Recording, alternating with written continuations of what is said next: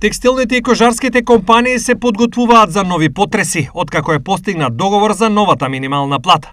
Тие се убедени дека синдикатот и владата на нив им подметнале направа за дестабилизација и дестимулација на производствениот процес. Ни ги врзува раците за тоа како да даваме правични плати. Како платите на работниците кои се подобри, кои имаат повисоко знаење, кои се покреативни, значи работа со повисока вредност треба да се платат повеќе. Навистина не става во една лоша ситуација каде не можеме да влијаеме на подигање на продуктивноста за која толку многу зборуваат сите, а фактички само ние во праксата со тој поим се сретнуваме.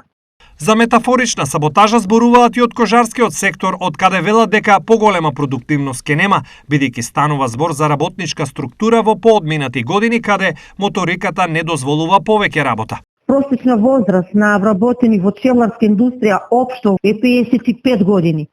Значи, тоа се работници кои што се скоро пред пензија, кои што си го замислуваат технолошкиот да си го земат пред пензија и поголема продуктивност од тоа што го нудат не можат.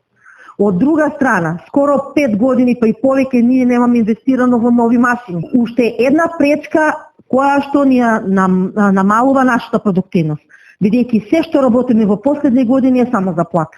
Ова за компаниите нема да биде добро и нивниот оптимизам со обезбедената работа по повеќе од 2 години сега повторно не води никаде. Потенцираат од овој сектор. Во меѓувреме од синдикатот го тврдат спротивното и со широко грло убедуваат дека поголема продуктивност сепак ќе има. Мислам дека мотивацијата кај вработените овие 2-3 дена што слушаме и што ни се јавуваат дека ќе сторат се од себе ќе дадат да помогнат и на фирмата и себе си за да дојдат до поголеми плати кои што понатаму би им го обезбедило нивната социјален статус или социјална екзистенција која што ние на некој начин пробавме да постигнеме со ова што во моментов е нужно.